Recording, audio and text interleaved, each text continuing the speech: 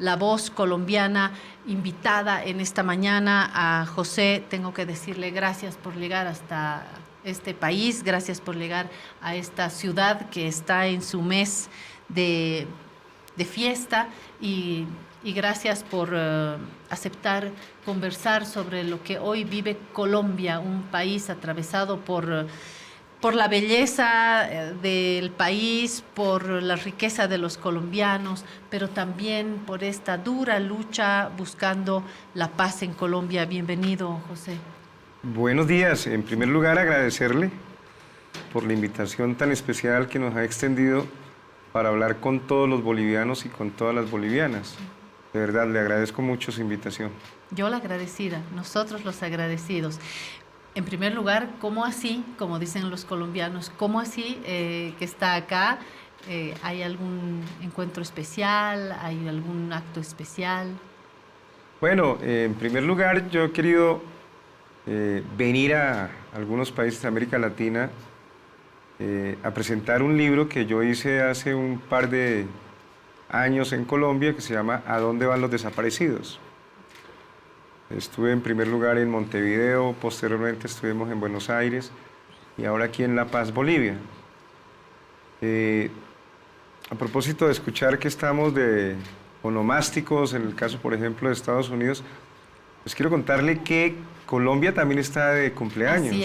Así es un julio colombiano también. Claro, porque hoy, hace el 4 de julio de 1991, 72 hombres y mujeres electos popularmente en una Asamblea Nacional Constituyente proclamaron la nueva Carta Política, que es la Carta Política del 91, sin la cual es imposible entender, por ejemplo, que después de 200 años de vida republicana, hoy en el Palacio de Nariño haya un hombre exguerrillero, miembro del M-19, gobernando los destinos de la nación, gobernando la cosa pública en Colombia, y él es Gustavo Petro Urrego, presidente de la República, con quien tuve pues la grata oportunidad de compartir esa experiencia de la lucha guerrillera como miembros y militantes del M-19.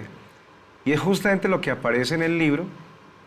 Un poco vinimos a América del Sur a contarles que Colombia sigue viviendo ese tránsito tan complicado de un fenómeno de guerra que parece infinita, de conflicto armado interno, el cual nosotros lo vivimos con mucha crudeza entre el año 74 y el 90, el momento en que hicimos los acuerdos de paz, y que no escapamos a lo que ustedes vivieron aquí en el Cono Sur, desapariciones forzadas, el caso por ejemplo de Chile, el caso de Argentina, el caso del Uruguay, y me detengo un poco como en la cifra escabrosa de 30.000 desaparecidos forzados en el caso de Argentina.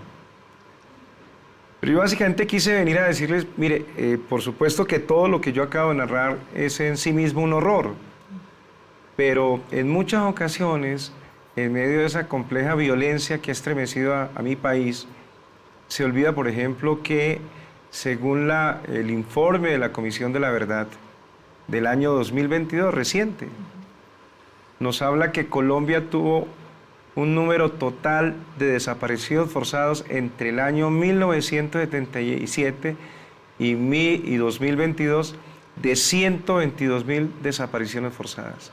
Y eso es un poco lo que narra el libro. Yo soy uno de los sobrevivientes de ese infierno de 122.000 colombianos. Ahí tenemos la tapa, ¿a dónde van los desaparecidos de José Cuesta Novoa? Y tiene mucho sentido, digamos, hoy hablar de este tema porque hace 20 días, recién yo comenzaba la gira por Sudamérica, acaba de ser condenado el general de 2 soles, el general de más alto rango en Colombia, por la desaparición forzada de varios colombianos tras los episodios del Palacio de Justicia en 1985.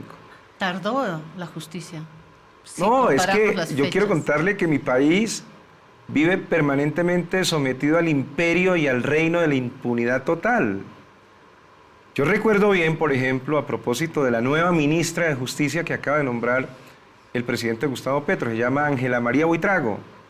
Ella fue fiscal delegada fiscal delegada quinta ante la Corte Suprema de Justicia, y se adelantó un proceso por parte de la Fiscalía, justamente tomando como punto de referencia la investigación de este ex general de la República, cuyo nombre es Iván Ramírez. Iván Ramírez fue detenido en el año 2003-2004, duró un año en la cárcel y finalmente fue sobreseído por vencimiento de términos, imagínense. Pero ahora, en 2024, hace 20 días, acaba de ser condenado nada más ni nada menos que por la comisión de un conjunto de delitos de lesa humanidad, entre ellos, por ejemplo, el asesinato desde el batallón de inteligencia Charly Solano, que es la Brigada 20 en nuestro país, que incluso, hay que decirlo concretamente, este fue un engendro institucional que se crea desde la Escuela de las Américas de Estados Unidos, que queda ahí enseguida en Panamá. Y muy seguramente Iván Ramírez, siendo muy joven, capitán o teniente, fue formado en esta política de terrorismo de Estado. Y había permanecido indemne, había permanecido en la total impunidad. Sin embargo... Y justo eso es lo que venimos repitiendo en varios de nuestros países. La justicia que tarda es una justicia que no es justicia, y por eso mismo me gustaría, volviendo a un ámbito más general, José, que nos cuente. Hay muchas herramientas hoy de información, pero en verdad no sabemos con detalle lo que está sucediendo en Argentina, en Ecuador, en Colombia. Por eso quiero retroceder y preguntarle por un retrato, creo que ya con cierta distancia, de la Colombia con Petro, de la Colombia con Francia Márquez, y de cómo hace un gobierno de izquierda que no se aparecía hace mucho rato en Colombia, cómo hacen para gestionar un largo, esperado proceso de paz, evitando más violencia y más muertes, ¿no? Bueno, como usted bien lo ha dicho, en el caso colombiano es que es por primera vez la existencia de un gobierno de este talante, de esta naturaleza, un gobierno progresista, acompañado de fuerzas de izquierda democrática. Son, después de 220 años de vida republicana, la primera ocasión. Y esta ha sido una experiencia sometida a todo tipo de fuegos cruzados. Golpes de Estado hablaban aquí en el caso, por ejemplo, de Bolivia, hecho que condenamos públicamente. Pero ojo, en el caso del gobierno del presidente Petro, viene siendo sometido a un golpe de Estado blando, un golpe blando, en donde sin duda alguna los actores políticos más importantes de ese golpe de Estado blando en contra del presidente de la República son, en primer lugar, las viejas clases políticas tradicionales que están apoltronadas y mantienen una condición hegemónica dentro del Congreso de la República. Entonces ganamos nosotros el pacto histórico, la Colombia Humana, partido del que hace parte el presidente Petro y del que yo hago parte, la Colombia Humana. Construimos una convergencia de sectores de izquierda que se llama Pacto Histórico, y ganamos con una holgada votación en la segunda vuelta. Pero el Congreso de la República, a pesar de que la lista del Pacto Histórico fue la más votada, no supera, en el caso del Senado de la República, que son 106 senadores de la República, no supera el 23%. En Cámara de Representantes exactamente igual, y eso da cuenta de la existencia de una correlación de fuerzas completamente desfavorable a todos los proyectos de gobierno que agenda o que agencia el gobierno del presidente Petro en el Congreso de la República. Entonces, el gobierno del cambio llegó con 4 grandes compromisos: reforma agraria, reforma laboral, reforma a la salud y reforma a la educación, y reforma pensional. Excepto la reforma pensional que logramos que ahora en el mes de junio finalmente fuese aprobada, todas las demás fueron saboteadas. Abiertamente el Congreso de la República se puso en contra del deseo mayoritario de los colombianos de ver consolidado, mediante la aplicación de estas fórmulas, la figura del Estado Social de Derecho, que justamente surgió de la Constitución de 1991. En ese orden de ideas es, digamos, el primer factor que hemos tenido que estar sorteando permanentemente como un obstáculo, como una especie de vacas muertas en función del proyecto del cambio que agencia el presidente de la República. Y el segundo factor que ha sido realmente lesivo contra el proyecto de gobierno del presidente Petro ha sido los medios de comunicación corporativos. Los medios de comunicación corporativos que, en mi opinión, están jugando un papel absolutamente distorsionante del modelo de la democracia en Colombia. Eso es algo, perdón, José, eso es algo que sucede en varios de nuestros países, y en Colombia tiene un elemento adicional que tiene que ver con esta reciente presencia de la izquierda en el gobierno colombiano. Creo que tiene que ver con un trauma, un dolor, un prejuicio también, temor de parte de una gran parte de colombianas y colombianos que, creo, lo pongo como hipótesis, no votaron antes por la izquierda en parte por fuerzas guerrilleras que acompañaron al mismo tiempo una transformación no siempre ligada a un camino ideológico en Colombia, y ojo, no digo que sea así, digo que así se ha dado la interpretación. He preguntado a una colombiana y otra las pocas veces que he estado en Bogotá, en Santa Marta, y dicen, uy, es que acá la izquierda se desvió o se desvió en el camino con el narcotráfico, pero la derecha también. Entonces, en Colombia hay un camino ideológico que en su momento también ha sido interrumpido, contaminado por la violencia, por el narcotráfico. Es una hipótesis que estoy poniendo sobre esta mesa para intentar explicar esta presencia tan tardía de la izquierda y los obstáculos que en estos momentos me imagino que se tienen para gestionar un camino en el marco de la paz. ¿Tiene un sentido esto que estoy diciendo? Completamente José? cierto. Digamos que el fenómeno de la violencia política más reciente, de alguna u otra manera, permitió entender en los años 80, 90, que frente a un sistema político profundamente restringido, antidemocrático, represivo y además genocida, porque esa es un poco como la dificultad del modelo político colombiano, que desde afuera, en América Latina, incluso en Europa, no se entiende más bien cómo en el marco de un sistema político democrático, republicano, que presenta presuntamente una sólida democracia, la más sólida democracia en América Latina, pues resulta que eso es completamente falso, porque ya le he dicho, en las décadas de los 70, los 80 y los 90, la oposición política realmente termina en manos de las guerrillas revolucionarias. El ELN, el EPL, la FARC, el M-19.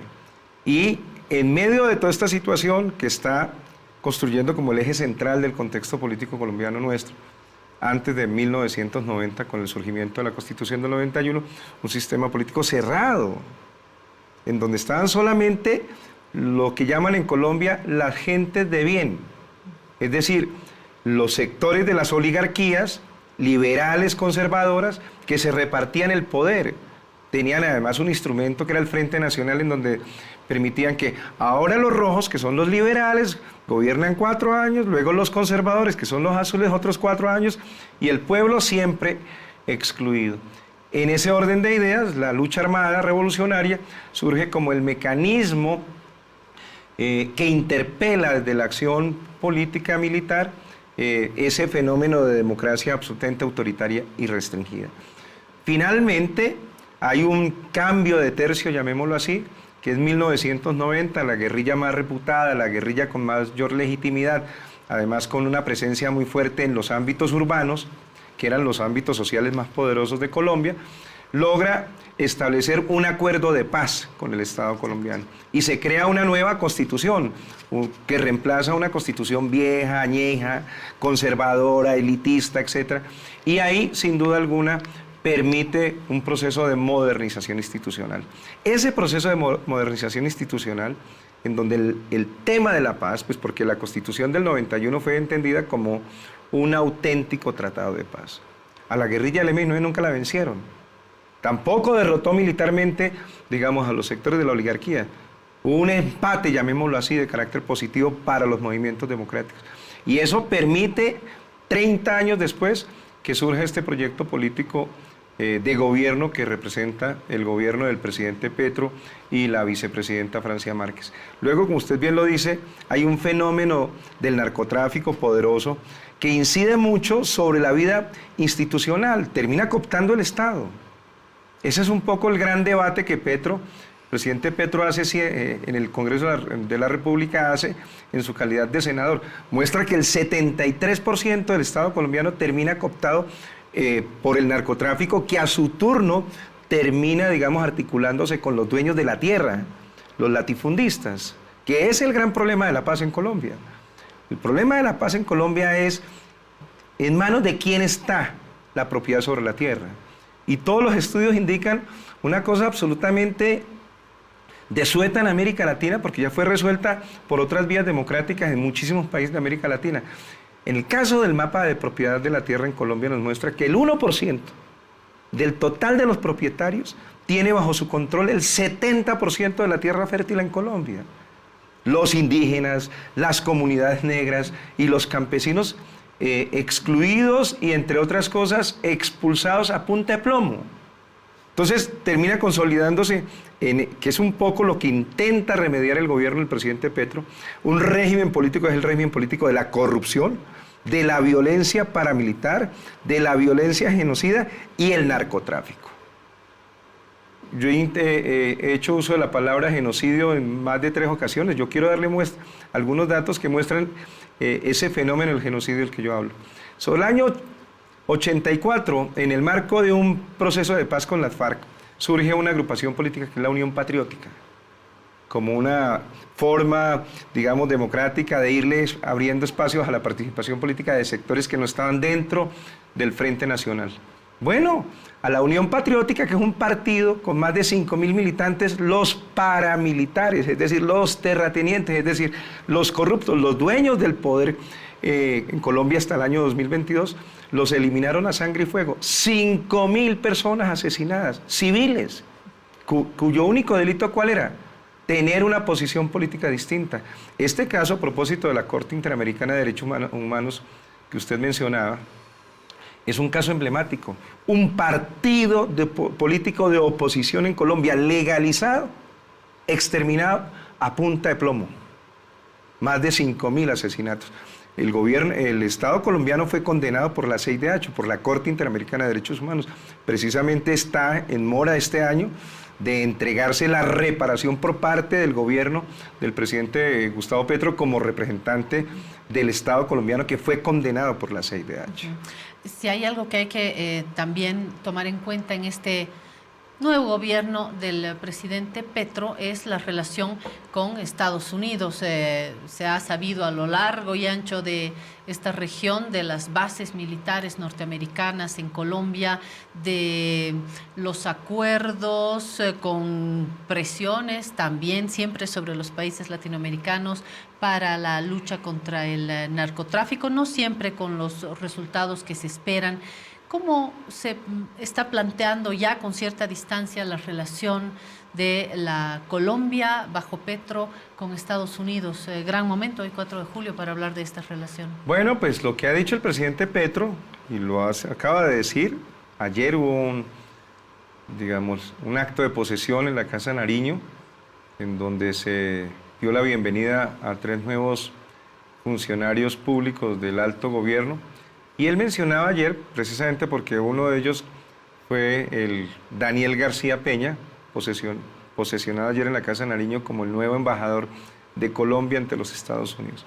Y el presidente Petro hace un balance ahora, camino de los próximos, el 7 de agosto estará cumpliendo 2 años exactos del ejercicio de su gobierno, y ya muestra un hecho muy positivo en las relaciones y en la agenda de las relaciones diplomáticas con Estados Unidos.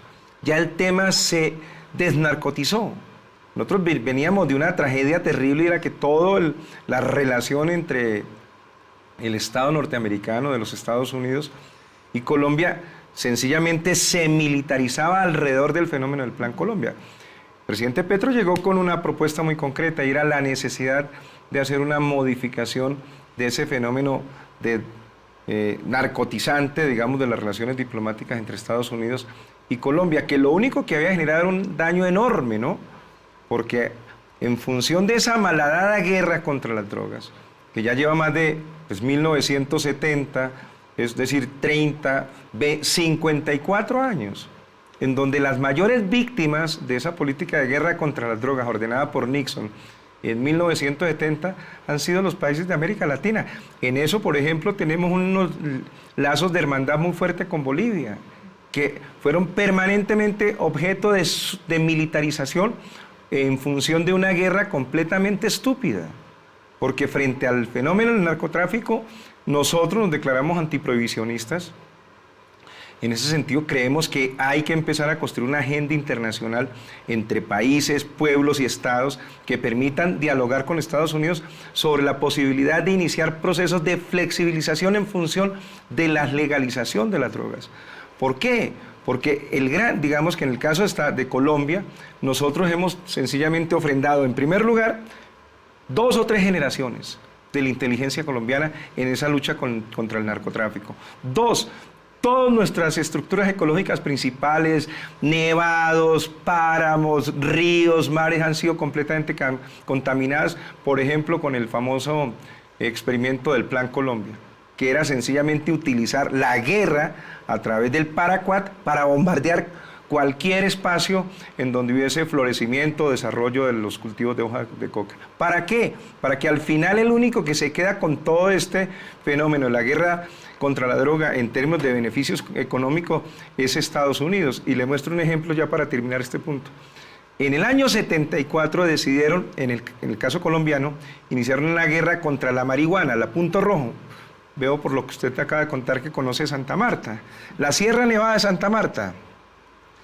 Estamos con un pico de 5.600 metros. Allá empezaron a bombardear la marihuana, que era la Punto Rojo, que era de gran calidad para los consumidores en América Latina y en el mundo. Y sencillamente iniciaron una guerra contra la droga. Acabaron con la Sierra Nevada, que era un glaciar nuestro muy importante. Todo para que 5 años después, con el banco de semillas que fueron y recogieron, de alguna manera utilizaron la guerra para recuperar una cantidad de semillas originales y las llevan a California, y California se convierte en el estado más importante, el de mayor capacidad de producción industrial de marihuana en el mundo. Entonces creo que ese es un ejemplo perfecto.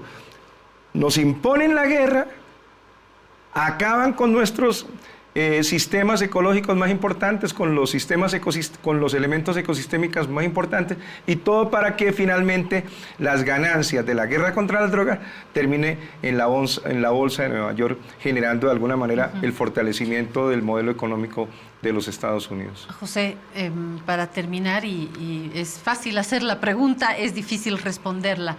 En la Colombia de este 2024 hay una serie de asuntos por resolver. El gobierno de Petro no es infinito, hay que gestionar en poco tiempo urgentes problemas. Sobre la mesa está el duro conflicto de la violencia, que ya ha dejado demasiadas muertes en Colombia, un proceso de paz que aún no está dejando algo en limpio, la guerrilla, la violencia, la relación con Estados Unidos, una todavía no dibujada reestructuración de esta relación, la desigualdad en Colombia, la desigualdad campo, ciudad, centros, márgenes, pobres y ricos en última instancia, que son las 2 bolsas que nos alejan en todo país, los que más tienen y los que menos tienen. Reforma agraria, después de escuchar esta cifra que nos da de concentración grotesca de la propiedad de la tierra, políticas inclusivas de la mujer, políticas inclusivas a secas, son muchos temas. si hay que escoger los principales, por dónde hay que comenzar y dónde hay que poner el foco, tomando en cuenta, como dice bien José, ya van a ser 2 años de Petro, ¿no? El tiempo pasa. Avanza y llegó la hora de hacer balances. Yo le puedo decir que los balances son muy positivos. Por ejemplo, en materia educativa, logramos mediante una acción de carácter ejecutivo que la educación superior universitaria hoy sea gratuita para todos los colombianos. Eso no existía en Colombia.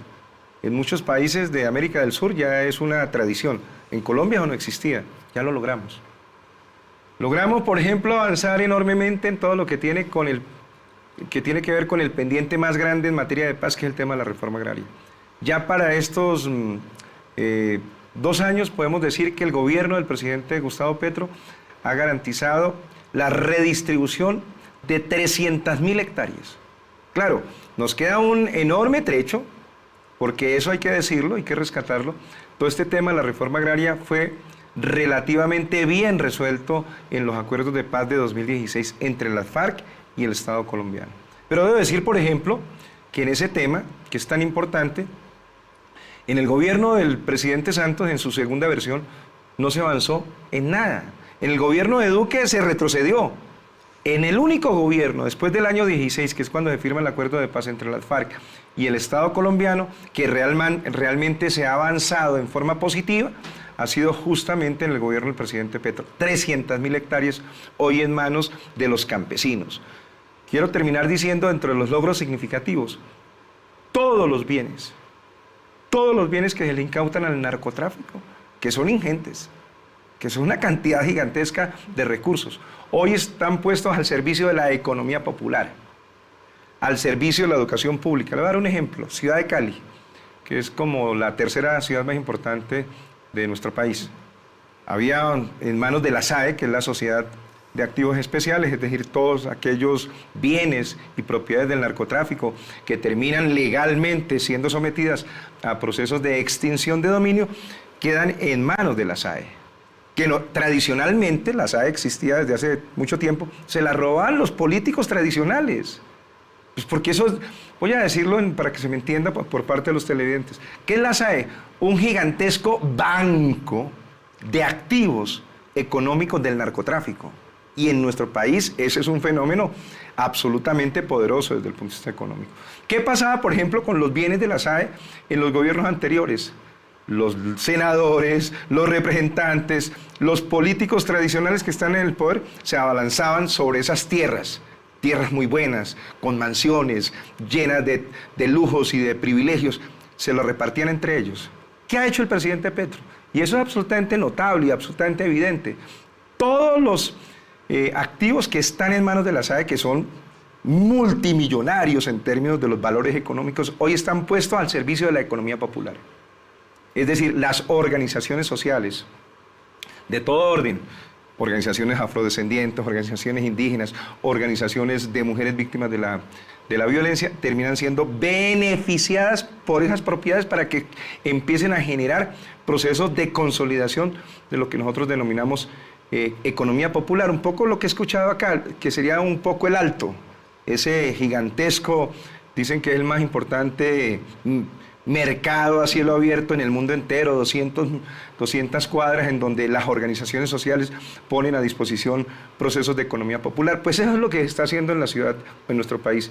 Y la última cosa, que era el ejemplo que le estaba tratando de señalar, todos los grandes edificios que están siendo incautados al narcotráfico y a las mafias del narcotráfico, hoy se ponen a disposición de las universidades públicas. Un hecho maravilloso. Eso fue como 6 meses después de haber iniciado el gobierno. El presidente Petro fue y le entrega a la Universidad del Valle, que es una universidad pública de muy buena factura académica, le entrega un edificio para 500 nuevos cupos universitarios. Esos son edificios que le han sido incautados al narcotráfico y que hoy ya no están en manos de los mafiosos de la política, sino en función de un propósito estratégico que nosotros nos fijamos, que era el de consolidar el proceso de las economías populares. Estamos lejos de comprender la complejidad de la Colombia de hoy, pero estamos muy cerca del corazón de Colombia, lo que digo para la ciudad de La Paz. Qué difícil comprender Colombia, qué fácil encariñarse con ella. Este ha sido apenas un sobrevuelo por el tiempo acá en este estudio, pero esperemos, José, y le invito a escribir en esta Claro que sí. casa para entender un poquito más. José Cuesta Novoa, filósofo y politólogo. Me regala 30 segundos. De la ciudad de La Paz, claro que se lo regalo. El tema de la paz total, o sea, la paz avanza sin duda alguna. Lo más importante es el proceso de paz con el ELN, el Ejército de Liberación Nacional. Ahora estaba mirando unos datos, es considerada la guerrilla más marxista, más importante y más vieja existente en el mundo, que está todavía activa en Colombia. Ahí hay un proceso de paz andando, y sí, se hizo efectivamente una formalización de un acuerdo de tregua que se está respetando.